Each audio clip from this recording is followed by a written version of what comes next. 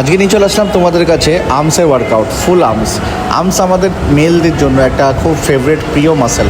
তো ফার্স্টে আমি স্টার্ট করছি স্ট্রেট বার দিয়ে, যেটা হচ্ছে কেবিল ক্রসে। আমি যতটা পারবো এখানে মেশিন ইউজ করব, ফ্রি ওয়েটস কম ইউজ করব। সেকেন্ড আমি বসে সিটেড কেবিল দিয়ে ডাম্বেল কার্লসের অল্টারনেটিভ এটা করছি। এটা তোমরা করতে পারো, এতে কন্ট্রাকশনটা ফিলটা ভালো আসবে।